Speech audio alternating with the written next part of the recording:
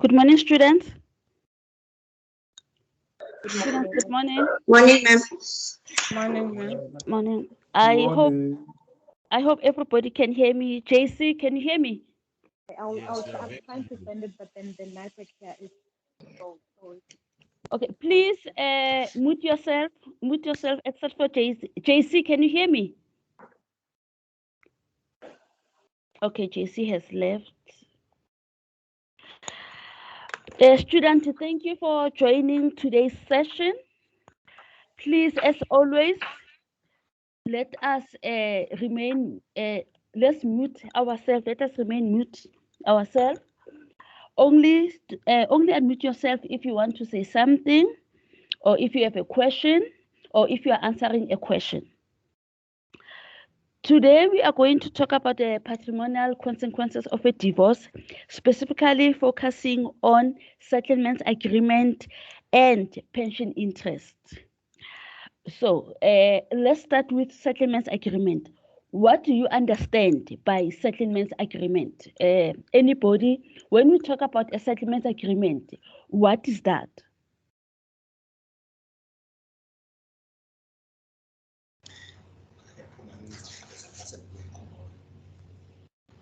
Putali, your hands is up. Putali? Okay, Maria? Yes, Maria? Okay, who's speaking now? Morning. Hi, ma'am. Okay, just wait, Maria. Just wait, Maria, and then we'll come to you. Butali, you can talk. Yes, madam. My understanding of settlement agreement, it's the agreement between the two parties. In this case, I mean, the husband and the wife, I mean, where they agree on what to be done in relation to their dissolution of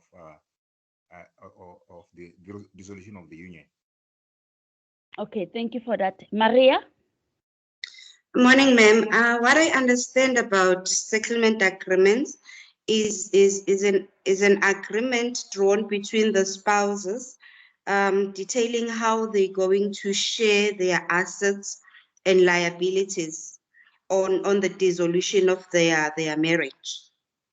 Okay, thank you, Nkosana.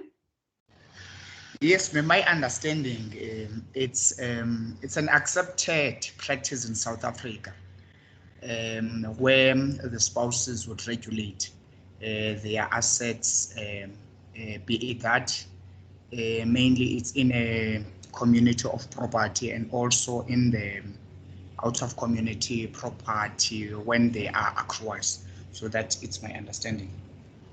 Okay, thank you for that, students. A settlement agreement. Thank you for that, student. A settlement agreement is an agreement entered into by divorcing spouses, whereby they agree on how they are going to share or divide the matrimonial estate, and it also contains clauses regarding parental rights and responsibilities. What you must understand about a settlement agreement is spouses who choose to enter into a settlement agreement are not bound to follow the matrimonial contract or the matrimonial regime that they entered into. For example, spouses who are married in community of property. In the settlement agreement, they can agree that each party must keep their own assets and each party must keep their own pension funds. Those who are married out of community of property with complete separation of assets, they too, in a settlement agreement, can agree that we are going to share everything equally. The most important aspect of a settlement agreement is both parties must understand the terms and conditions of the settlement agreement. They must voluntarily enter into the settlement agreement. Nobody must be forced to enter into a settlement agreement. The settlement agreement, it is only binding on the parties and third parties once it has been made an order of court. If spouses, for example, they are married in community of property and they enter into if spouses are married in community of property and they enter into a settlement agreement between the two of them, whereby they agree on how they're going to divide their joint estate, but when the divorce is finalized, the divorce decree says division of the joint estate. The settlement agreement that they entered into privately will not be enforceable on both of them and also on third parties. So it is important to note that for a settlement agreement to be binding, it must be made an order of court. So my question to you guys, to you students, is what terms do you think can be part of a settlement agreement, and what terms do you think that the court may reject? For example, let's say in the settlement agreement, the parties agree that, okay, you as the ex-wife, you are going to get primary residence of the minor children, and you are going to retain the house. But in the settlement agreement, then there's another clause which says you can retain the house on the condition that you never date any man, and no friends or family members are allowed to come into that house. So my question to you is, do you think the court can approve this clause where there is this condition that the ex-wife can retain the house, but only on the condition that none of her friends, none of her family members, and her future lovers or her future spouses are not allowed to enter or to live in that house? Anyone? Anyone, students? Let's hear JC. JC? Yeah, morning, ma'am. Morning, everyone. Ma'am, the court won't be bound by any provision made in a settlement agreement, especially if such an agreement is deemed to be contra bonus mores or contrary to the law. In the case of Kotze versus Kotze, the court held that a condition made by the parents that the children must attend a certain church or go to a certain was deemed to be a infraction on the rights of freedom of religion of the children. So in that instance, the court won't be bound by such provisions, ma'am. Okay, thank you, JC. Nkosana? Yes, ma'am. I want to agree with Jason in that regard, on the basis that the court are very strict in terms of venturing in issues of that nature. Particularly, they are regarded as contra bonus mores.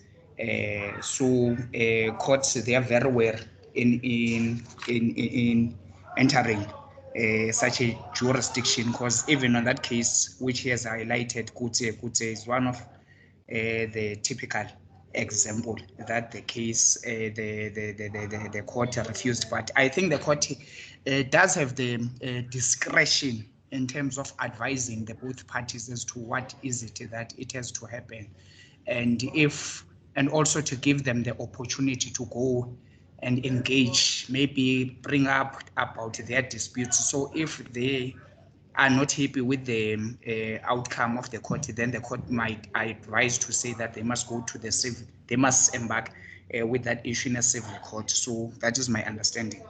Okay, thank you, Nkosana. Khadija? Khadija? Good morning, ma'am. I will agree with JC because that is contra bonus mores, and it would be morally wrong to isolate a person from their family and their friends. So that condition would definitely not be upheld by the court to deny her access to her family. Okay, thank you, student. You are correct. This is one of the clauses that the court will not approve based on the fact that it is contra bonus mores. Now, I want to ask about debt. Let's say the divorcing spouses were married in community of property, and in the settlement agreement, they agree that each party is going to be liable for debts that are registered in their own names. We know that when you are married in community of property, you become jointly liable for all the debts in the joint estate. Now, do you think the court will approve the clause where the parties agree that each party will be liable for debts that are registered in their own names?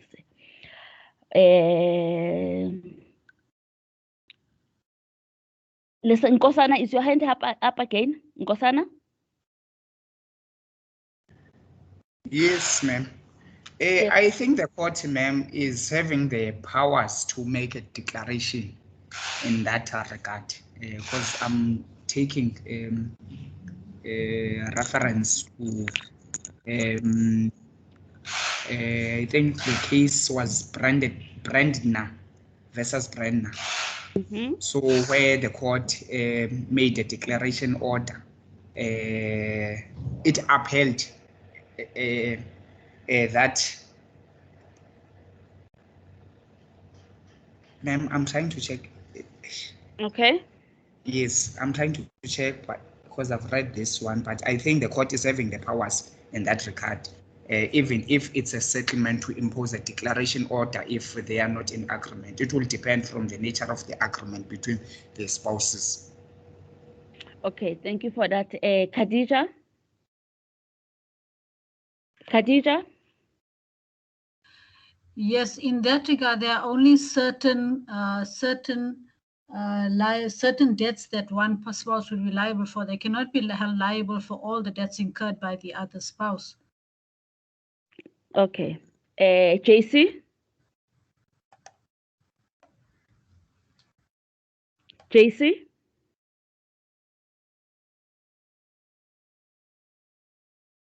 Okay, JC. Yeah, ma'am, Okay. I'm here. Thank you, ma'am. Ma'am, I'm not sure if I'm on the right path, but I think that the parties can change their marital system. In other words, when they are married in community of property, it will be acceptable if they would change the conditions or of such a system, if the court deems it fit. Okay, thank you, Jesse. You are correct, but that belongs to the subject of alteration of the marriage contract, the marriage regime. Now we are talking about settlements agreement and what the parties can agree in a settlement agreement during the process of a divorce. When it comes to debts, spouses are allowed to agree that each party will be liable for debts in their own name, but practically third parties, for example, the banks, are not bound by the agreement between the parties. Let's say, for example, here's a creditor which launches and which sues for recovery of a debt from, let's say, from the wife, and the wife does not have the means to pay the debt. The third party, the creditor, is allowed to go and sue the other spouse, the husband, even if the settlement agreement, they agree that everybody will be liable for their own debt. The creditor can sue the third party because the husband, because the husband was part of the joint estate. And once the husband has paid the money to the creditors, the husband can now go and claim back the money from the ex-wife, because in terms of the settlement agreement, he did not have a legal obligation to pay on behalf of the wife, but that is an agreement between the two of them. The reason why this is so is because in the settlement agreement, the parties which enter into that agreement is just the wife and the husband, the wife and the husband in the civil marriage. Because it's just the two of them, the settlement agreement is not automatically binding on the third parties. Let me give another example, which is a common example that, or a common situation that happens during the process of divorce. In most instances, spouses who are married usually have a joint bond. So when they divorce and in the settlement agreement, let's say they agree that the husband will retain the house and the husband will be solely liable for the bond payment. The bank or the financial institution which is financing the bond is not bound to say, okay, because the settlement agreement, it was agreed that the husband will retain the house, then the husband is the one who has to be liable for the bond payment.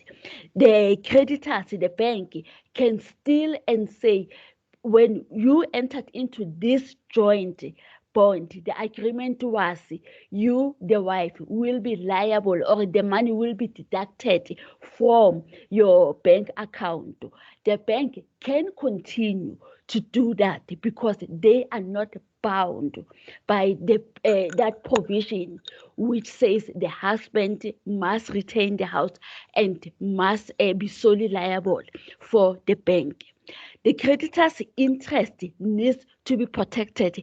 If the husband who has retained the house does not, if the husband who has retained the house through a settlement agreement does not qualify on his own, does not qualify and is unable to afford the bond on his own, the ex-wife will not be removed from that financial obligation. So it is important to note that in a settlement agreement, although the spouses can agree on anything as long as it is not against public policy and then it is not against contra bonos mores, there are circumstances whereby third parties will not be bound by the provisions of the settlement agreement, especially if their interests are not taken care of. I hope that you understand. Does anybody have any question on settlement agreement? Nkosana? Yes, ma'am.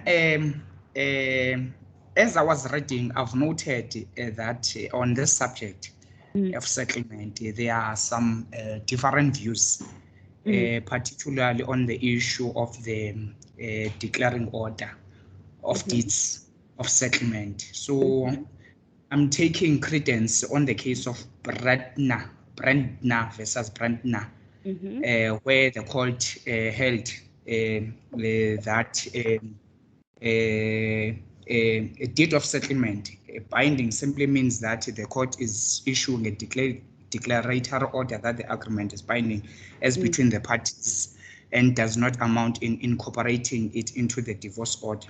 However, at Tsehlo versus Tsehlo and the other one, the case, those court held a different view. So I need your clarity, ma'am, because I was a bit unclear with those cases, particularly that they are contracting views. So I needed the clarity on your side. Okay, they are contracting views, but in most instances, the settlement agreements are made an order of court, because if they are not made an order of court, they don't become binding and their spouses don't necessarily have to follow their provisions. Again, an example of spouses who are married in community of property. If the settlement agreement is not made an order of court, a spouse can say, okay, because the settlement agreement was not made an order of court, the provisions or some of the rules that form part and parcel of being married in community of property are still applicable. Okay, no, I understand. So basically, ma'am, what's happening there is that even if they can know, there can be no declaratory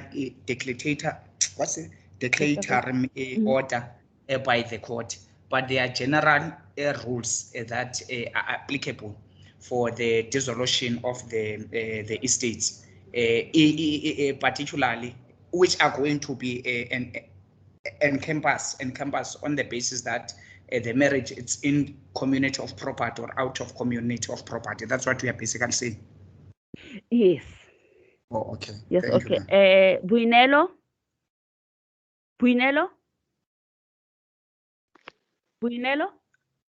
Oh, hello, ma'am. Hello, Buinelo. I just needed to know, I don't know if I understood correctly. But then,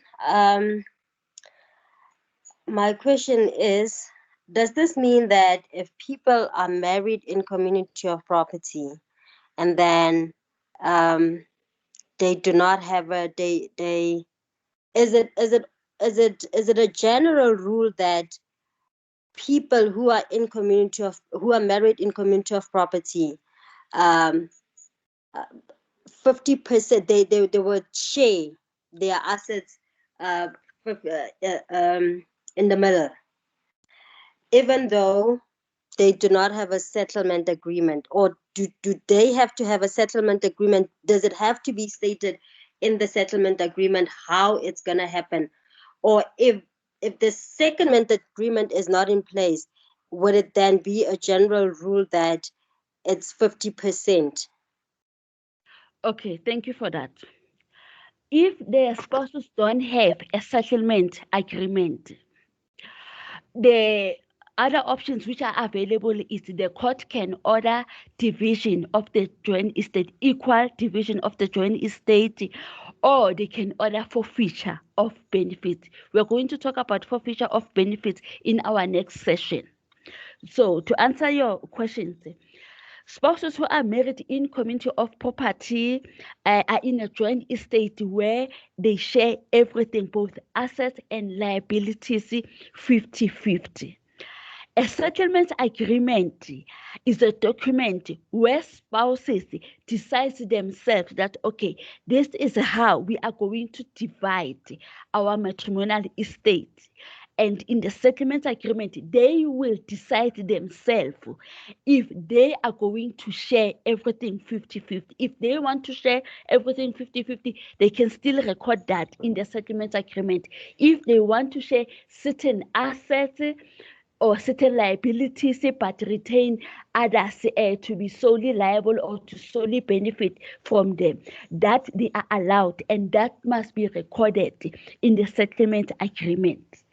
When spouses have a settlement agreement, their divorce is usually known as an uncontested divorce, because everything has been agreed upon and it has been reduced into the settlement agreement.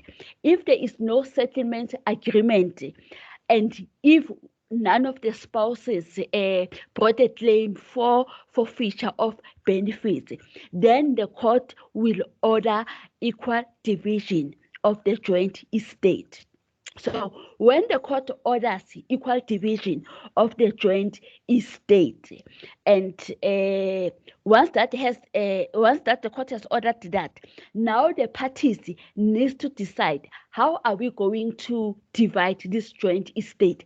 Are we going to sit down and, let's say, for example, are we going to go to our matrimonial home and then go per room and decide, okay, you take this fridge, I take the microwave, or I do this? Or are we going to get a liquidator and ask the liquidator to sell everything, pay off the debt, and after paying off the debt, and then we are going to share whatever is left, any proceed that is left? So the reason why settlement agreement are encouraged, and why in most courts these days the presiding officers are insisting that the spouses must have a settlement agreement, because it is the settlement agreement is a detailed document where spouses will specifically state, even if they agree that we are going to share everything equally, they are going to be specific with exactly what is it that you are going to get and what is it that the other one is going to get. Remember that in most of the household assets, even if the court says share them 50-50, it becomes impossible. Let's take let's take a fridge, and let's say the parties only had one fridge. if the court says, okay, you're going to share that fridge 50-50, so the parties need to agree because they cannot cut that fridge into half. So are they going to sell it and share the money? Or if not, then if they agree that, okay, you can take the fridge and then in turn, I will take what is it? The microwave or the washing machine and whatever asset that they have. So the settlement agreement, when it comes to household asset, as an example, there's usually a table whereby it will say the plaintiff will get this asset, the defendant will get this asset. When it comes to the debt, it usually records that, okay, the matrimonial debt consists of all these following debt, and then the plaintiff will be liable for this, the other one will be liable for that. So I hope that you understand. You don't have to have it, but if you have a court order that just say division of the joint estate, that also it is not problematic. But if you don't agree to sell everything, you will have no choice but to enter into a settlement agreement, post the divorce, and then bring a court application to make that settlement agreement an order of court. I hope you understand. Yes, no, I am answered, ma'am. Just Okay. one last quick question. I want to know if say for example, one of the parties have a house, for instance, but only only his name is on the title deed. Maybe they got the house before they got married or something like that. And now, now that they are divorcing and the other party is not on the title deed, but then they are married in community of property, that house, even if the other party's name does not appear on the title deed, will also be part of the shared assets, right? Yes.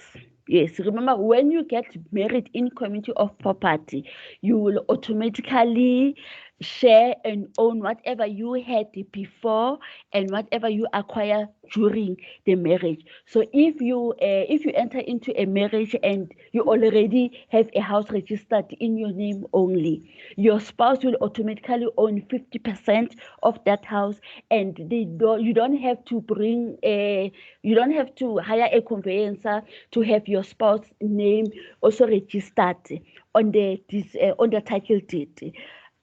50% ownership will automatically go to him by virtue of being married to you in community of property.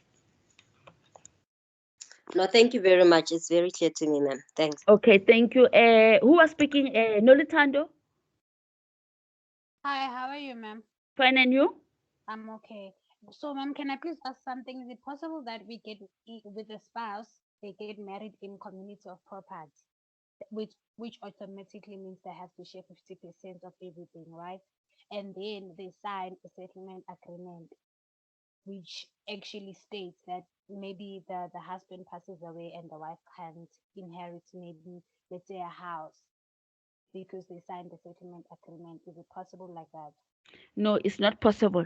A settlement agreement is entered into during the process of a divorce. And in the settlement agreement, you cannot put in clauses that are applicable during death, or clauses which are supposed to be part of your will. For example, in a settlement agreement, you cannot, this used to be allowed before, but now the courts no longer want it. When spouses will say, we agree that our child will retain this house. So that clause, when you say our child will retain this house, your child is not part of your marriage. So the court now say those clauses should be removed from the settlement agreement, and they should be incorporated into your will.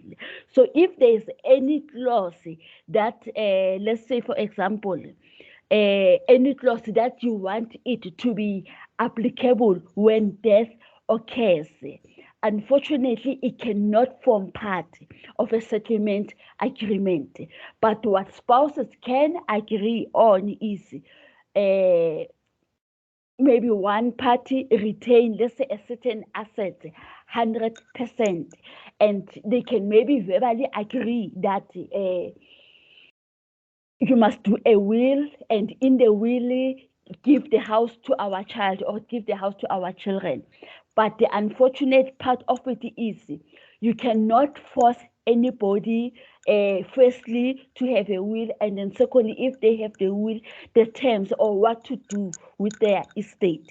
So to answer your question, a settlement agreement cannot contain clauses which are supposed to form part of your will, or which are supposed to be applicable only when death occurs. Oh, okay. Thank you so much. Okay, thank you. Anybody else who has a question on settlement agreement before we move into pension interest? Okay, Jabulile? Jabulile? Jabulile? Jabulile, can you hear me? Yes, ma'am, I can hear you. Can you hear me? Okay. Yes, I can hear you. Yes, ma'am. My question is, during the divorce settlement, if both parties are married in community of property, and it so happens that the other one gets disabled and they get a payout from their work, does the amount that the other party is going to get, is it going to be included in the divorce settlement, or does it only belong to the party that is disabled? It depends. It depends on where the money comes from, what was the reason for the disability. Let's say, for example, they got disabled at work or while in a motor accident. Those monies do not form part of the joint estate. So in a settlement agreement, the parties can agree that we are going to share that money. So if the owner of the money voluntarily agrees that I want my spouse to have 50% of this money, then it is allowed. So when you are married to an income of property, you must remember that there are certain assets which are deemed to be separate assets and they don't form part of the joint estate. So if in a settlement agreement it is agreed that whatever forms a part of our separate asset, we are going to retain them as our separate asset, that is allowed. But if you take your separate assets or your own money, which does not form part of the joint estate, and you agree that it must be shared equally, that is allowed as well. Okay, ma'am. Thank you. Okay, thank you. Okay, now we are going to move to pension interest. So my question is, do you understand? Can any one of you just tell us what is a pension interest? When you talk about a pension interest, what are we talking about, and how is a pension interest different from pension benefit? What is a pension interest and what is a pension benefit? Anyone?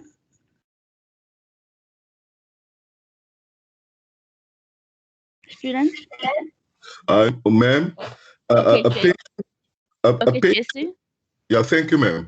A pension interest, ma'am, is deemed to be part of a spouse's assets on divorce for purposes of determining the patrimonial benefit to which the spouse is entitled.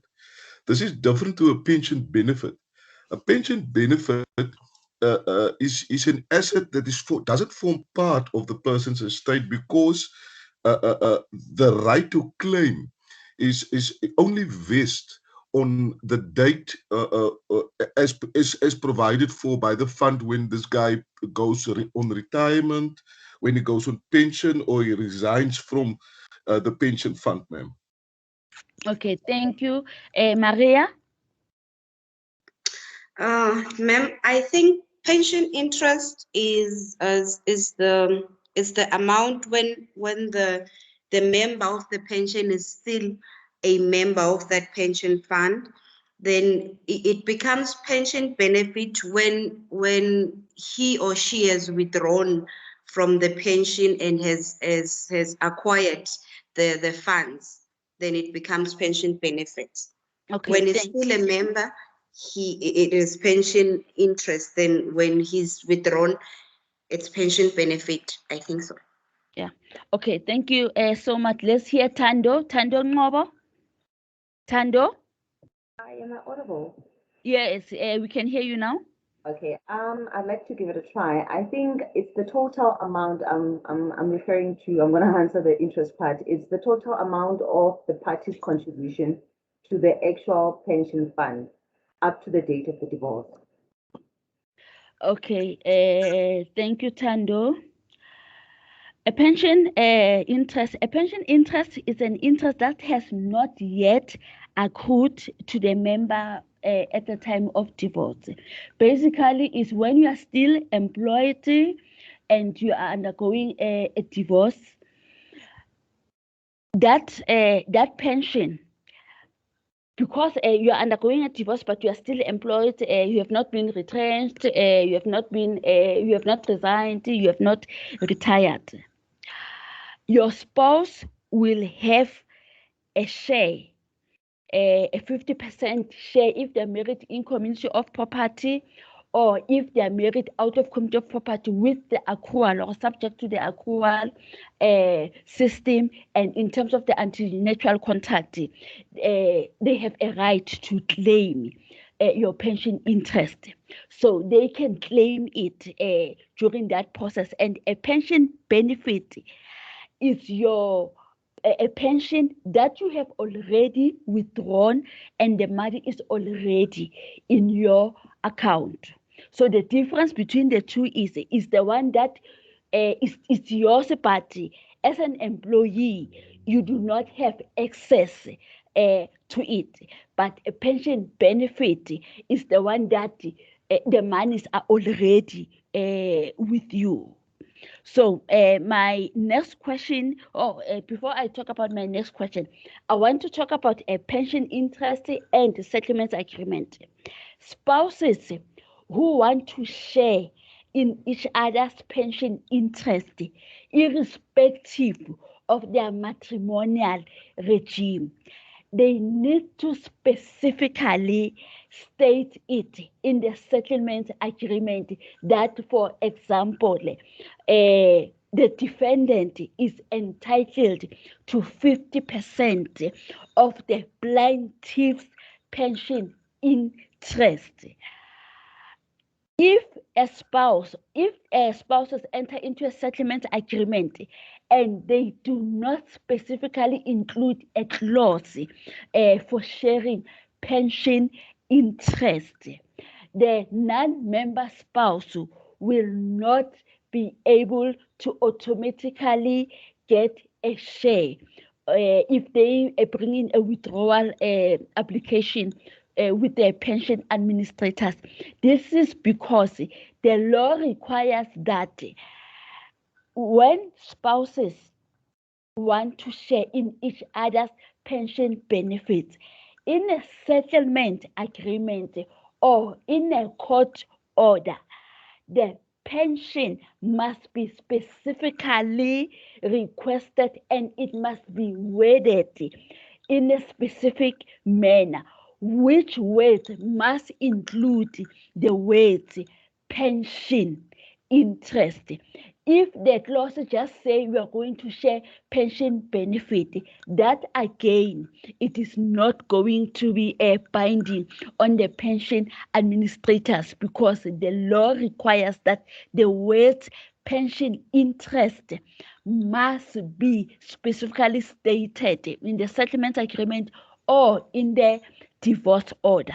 But if there is a pension benefit and the monies are already with the spouse, let's say, for example, they are with the plaintiff, in the settlement agreement, the parties can agree that the defendant will get 50% of the pension benefit which are in the plaintiff's bank account.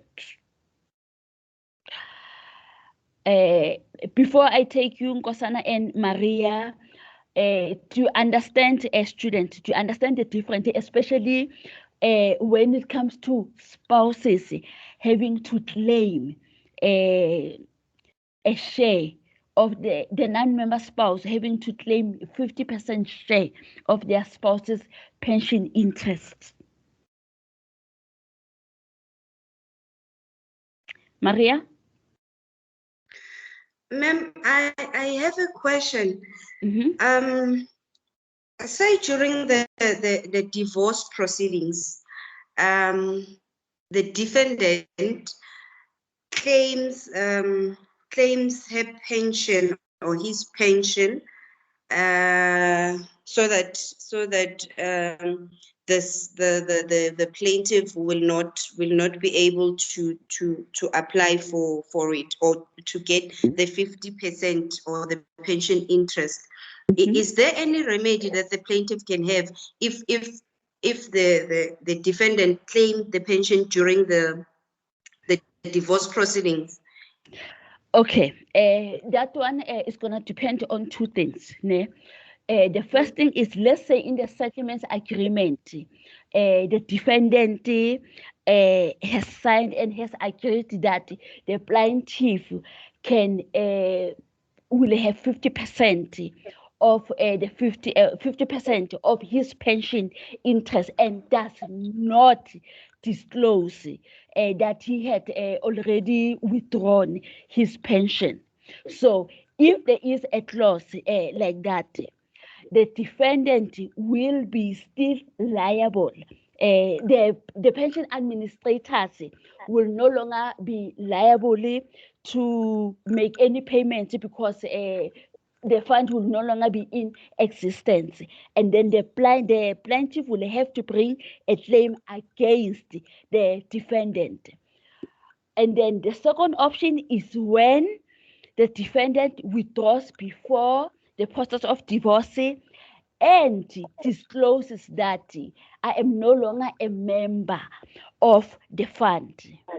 The plaintiff can, during the process of a divorce, then bring a claim for either the bank account of the defendant to be frozen so that he does not use or she does not use the pension monies that have been defendant. Or the other option is the parties can agree that, okay, because you have already withdrawn and used 50% of what was supposed to come to me, you can either forfeit your share from my 50%, or we can have an adjustment in the joint estate where, for example, if the plaintiff was supposed to get, let's say, 500,000 from the pension fund, and then the parties' matrimonial estate, they were supposed to get 600,000 or 700,000 after a sharing, after dividing their joint estate. The plaintiff can say, you are going to forfeit maybe 50% of this house in return that I do not bring a court application for you to pay me back 50% of what I was supposed to get.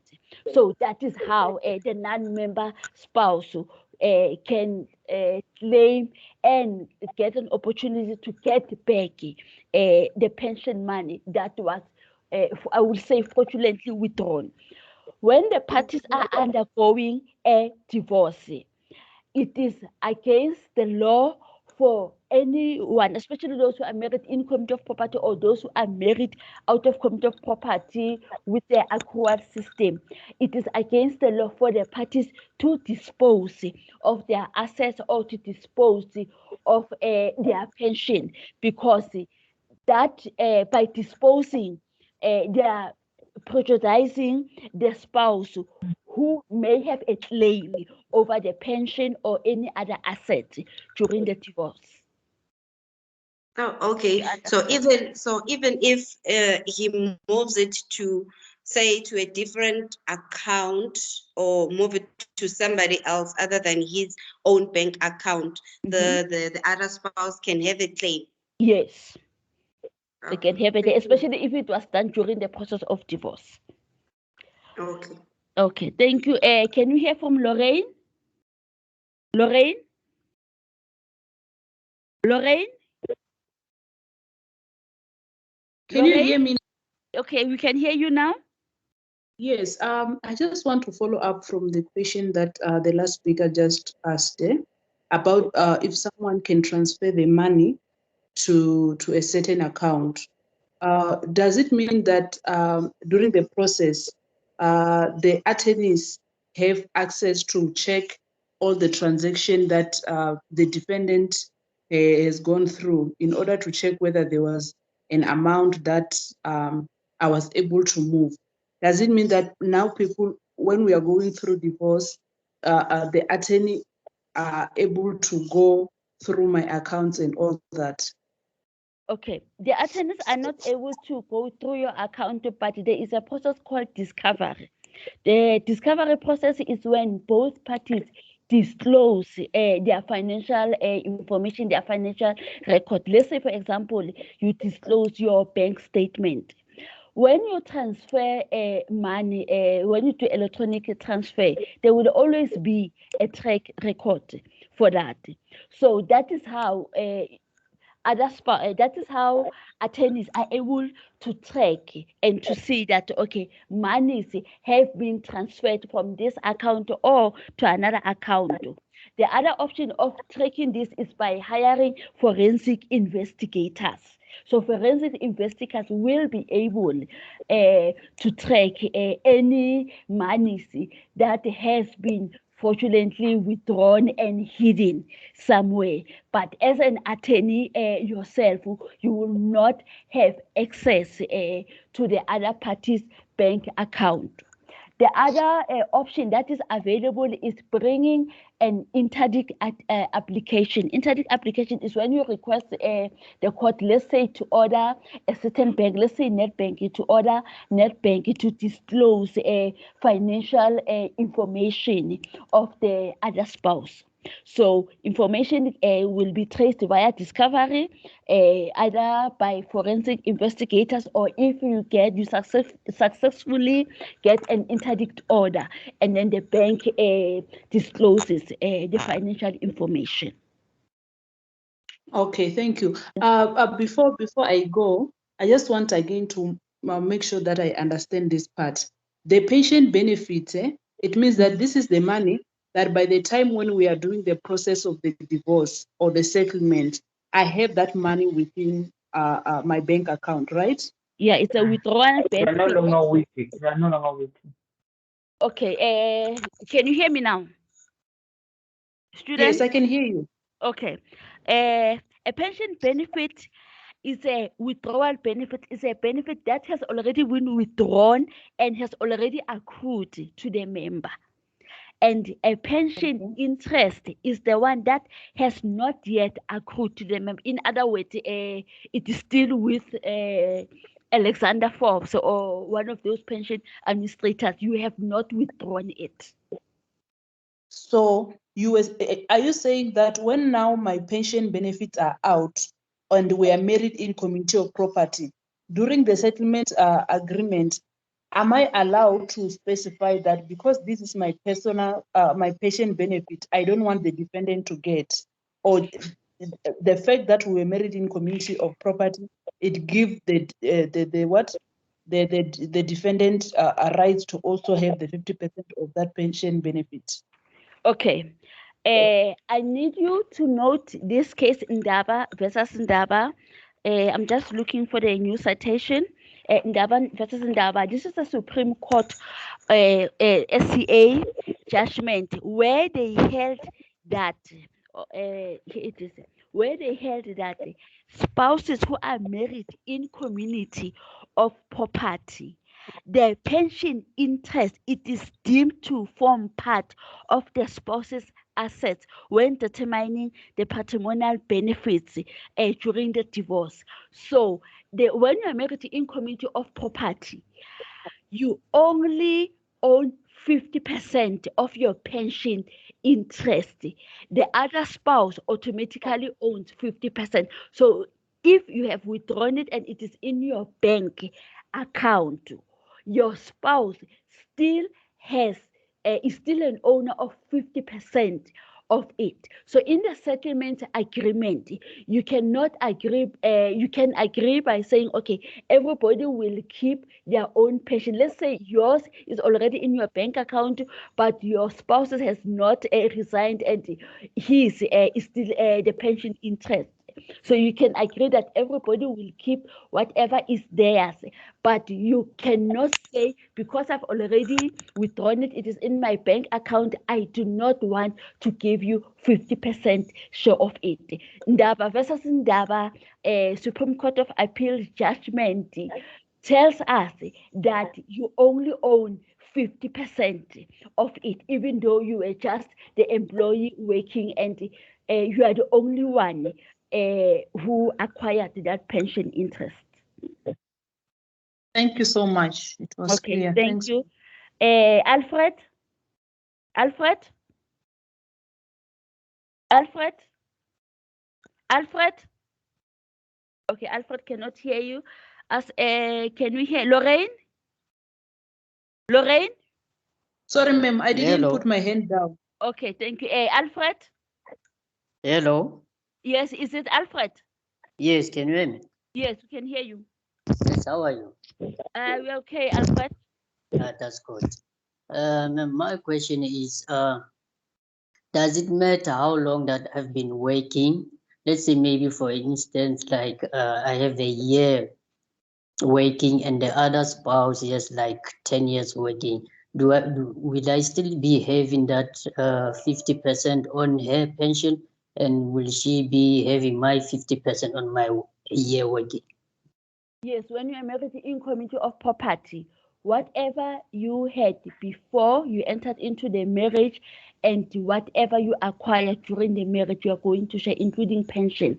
So the only time where spouses get to keep the share of the pension which they had before they entered into the marriage is when in a settlement agreement and in the pension clause, they specifically state that they are going to share 50% of their pension interest that was acquired by both of them after they got married. If you don't specifically state that the pension interest that must be shared must be the one that was acquired from the date the parties got married, the pension administrators are going to make payment from whatever it is available in the pension up until the date of divorce, because the pension clause would be saying the defendant is entitled to 50% of the pension interest of the plaintiff. Do you understand? I didn't get that part when you say if he didn't stipulate it on the agreement. The pension clause is like it says the defendant is entitled to 50% of the pension interest of the plaintiff in the government employees pension fund membership number 123. So if the clause is like this, the government pension fund GEPF is going to pay from the day the plaintiff became a member up until the day of the court order. But if the clause further says the plaintiff, the defendant is entitled to a 50% share from the time the parties got married, and then they specify the date of marriage, GPF is going to pay from the date of marriage until the date of divorce. So to determine whether the spouse is going to get from the date of marriage or from the date when the member spouse became the member is gonna depend on what was agreed upon in the settlement agreement. Okay, now it's clear. It's You clear understand? now. Yes, Okay. now it's clear. So the other question, ma'am, is During that divorce order, it doesn't matter who was at fault or whatever. It stays like that on the sections. That is 50. No, it does not matter. Remember, we have a no-fault divorce system, but we'll talk about it next week, in our next session when we talk about forfeiture of benefits. In a settlement agreement, spouses can agree on anything as long as they voluntarily enter into that settlement agreement, and the settlement agreement is not against public policy. The settlement agreement will be approved by the court. Okay, noted. Thank you. Nandipa? Nandipa? Hi, ma'am. Can you hear me? Yes, I can hear you. Okay, thank you. I just want to know, in a matter of a couple married in community of property, then one, while they're still married, resigns, take the whole pension to a financial institution like the Alexandra folks and them. And while the money is there, the spouse is getting like a monthly interest, I don't know what money, or that money is only for the owner. I don't know if I'm clear. Okay, you are clear? Okay, this is how I'm going to answer it. Ne? We have a pension funds, we have retirement annuity fund, and we have pension preservation fund or a provident preservation fund. All of this, the non-member spouse still has a right to claim 50%. So if a spouse is married and while during marriage, they resign and withdraw, but they don't use the money. They put it in a preservation fund, and then every month they get monthly allowance. The non-member spouse is entitled to 50% of the capital amount that is still there, and also a share of the monthly amount that they're going to get. But the monthly amount, you're only going to get a certain percentage, because once the divorce has been granted, you as the non-member spouse, you are not going to continue getting the monthly amount, but you are going to get the lump sum from the 50% that has been saved, or that is with Alexander Forbes. Do you understand? Thank you so much. It's clear. Thank you so much. Okay, thank you. Buinelo? Oh, thank you, ma'am. I just need to know that, say for instance, the member of the pension fund withdraws the money and then maybe uses the money. And then I want to know if there's an expiry date, like maybe if these people are going through a separation, they don't stay together, and the other one, the non-member, is not aware that the person has already withdrawn the money. And when they learn after, and the person has already used up the pension fund, is there an expiry time, or you cannot claim anything, like maybe after 2 years or ntho? Okay, no, there is no expiry date, but during the process of divorce, if let's say they have been separated and the spouse who has withdrawn and used his money to claim 50% of the other spouse's pension interest, the other spouse has an option of bringing a claim for forfeiture of benefits, requesting, asking the court that the other spouse forfeit 50% of the pension benefit or the pension interest, because the member spouse did not get 50% from their from the other spouse's pension. We are going to talk about forfeiture next in our next session. So that question is more relevant for forfeiture when we discuss under what circumstances can a spouse be forfeited from getting a certain benefit, including pension benefits. Okay, thank you. Nkosana? Nkosana? Thank you, ma'am. Yes, thank you, ma'am. Ma'am, I must indicate this topic is very interesting, particularly on this issue of the pension interest, because really we are seeing a norm of certain shenanigans which are happening, particularly where the spouses are married, and then when things are no longer rosy, then you would see some money being taken from the other spouse's account to private accounts. So I just wanted, ma'am, to check with you, because I think you've answered that issue, that there are remedies which are there to ensure that they guard the interest of the other spouse in relation to that.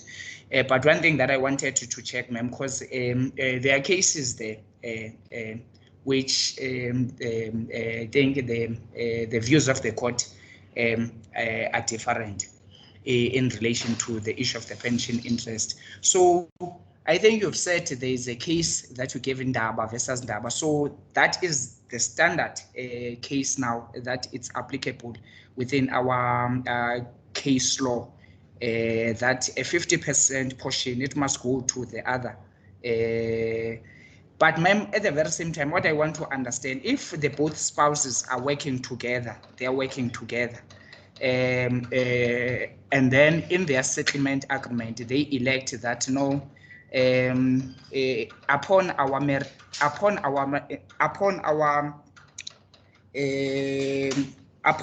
when we get divorced, they've specified that we're not one must take the other 50, and then the other one will take the other 50. So there is no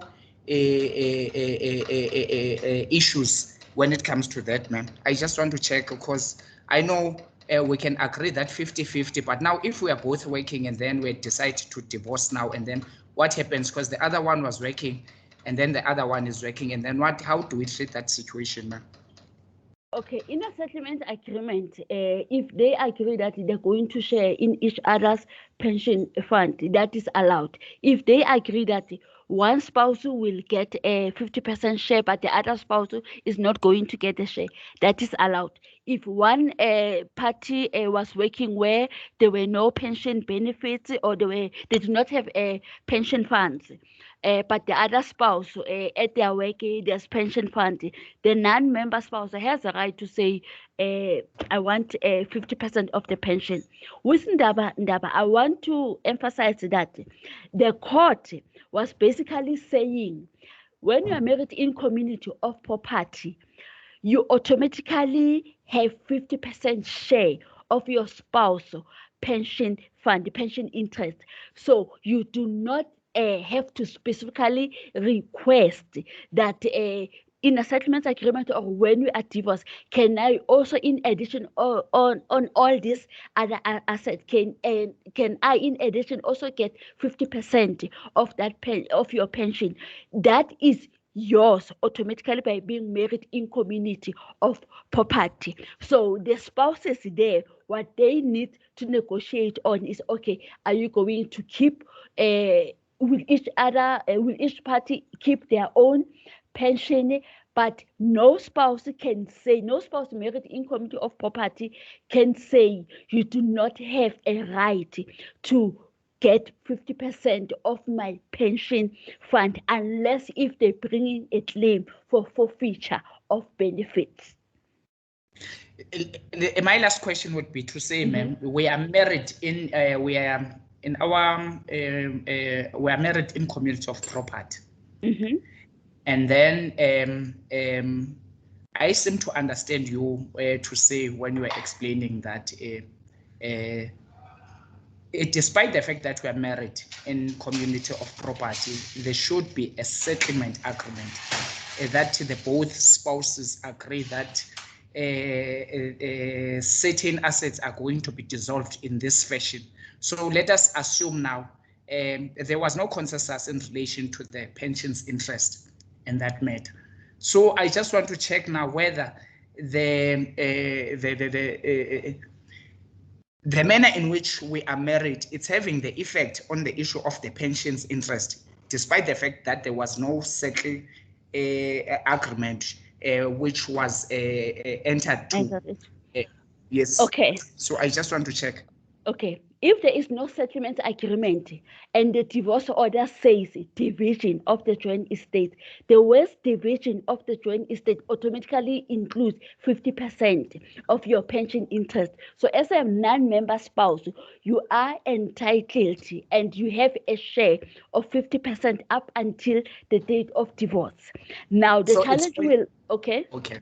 Okay, so it is pointless now if we are in a community of property to venture to a settlement agreement with your spouse, because automatically there's, if in a case where there's going to be a divisions in terms of the assets, the court will always say that the 50, because of the virtue of the marriage that you've consented to in terms of the marriage with your spouse. No, so it's pointless. It is very important to enter into a settlement agreement. Remember, the settlement agreement is going to state in detail how the joint estate is going to be divided. So the word division of the joint estate says the parties are going to share the joint estate equally. But now the question is, let's take we are now going into the house, we go to the kitchen.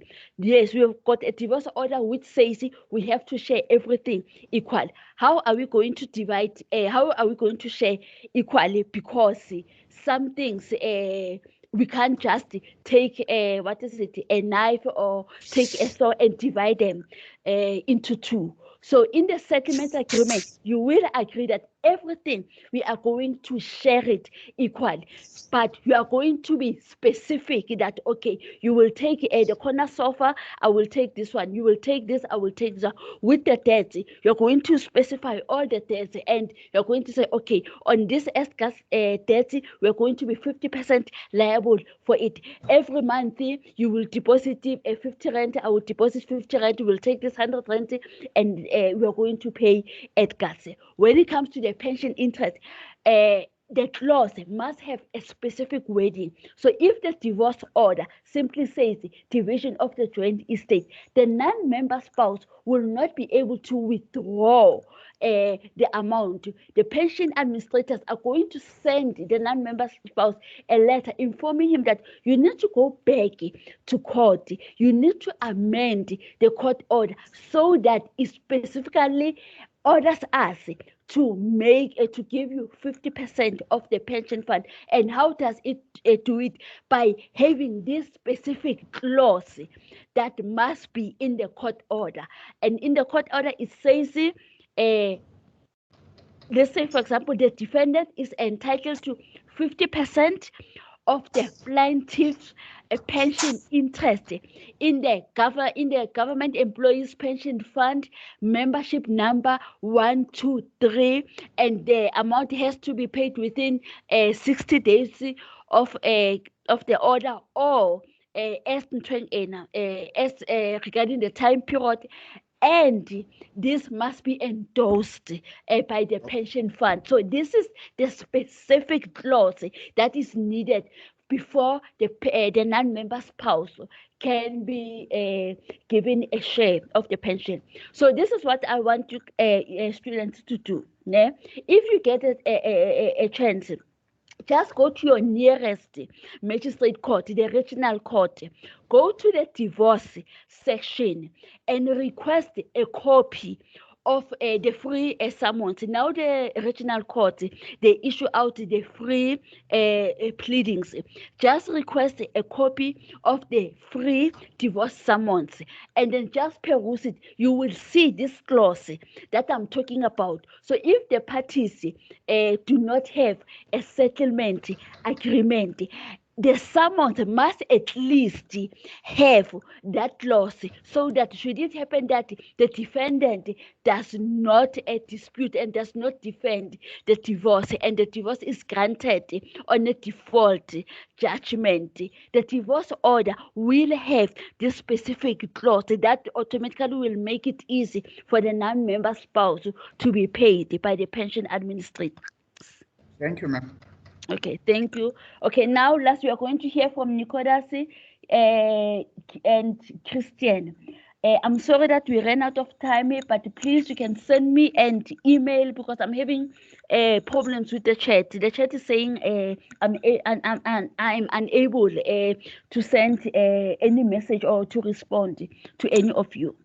My email address is monarkn@unisa.ac.za.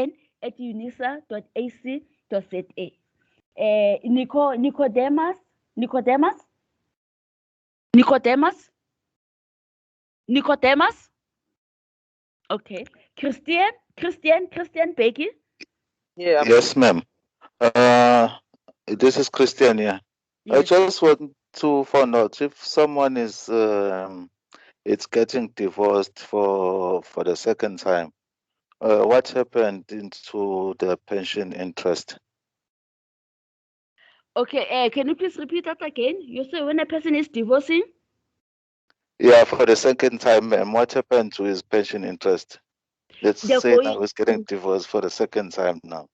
They're going to share 50% of the withdrawn amount. So let's say the first time the non-member spouse had $1,500,000 was given to the non-member spouse, and now they are divorcing for the second time. For the second time, the 500,000 is the one where the 50% is going to be withdrawn from, so that they're only going to be left with 250,000, and their spouse, their non-member spouse, will get 250,000 rands. Okay, ma'am. Thank you. Okay, student, thank you for joining today's session. I'm sorry to have to cut you because I have another session starting now at 11:30. Please, if you need to talk to me, feel free to send me. Feel free to send me an email. Please note that. Maybe, ma'am, before you go, I'm going to proceed with this class because I think this chapter is very lengthy, so we are going to start another new chapter when we are going meeting again. Okay, we can quickly refresh because the next session is going to be about forfeiture of benefits. We can quickly refresh and then continue with forfeiture of benefits.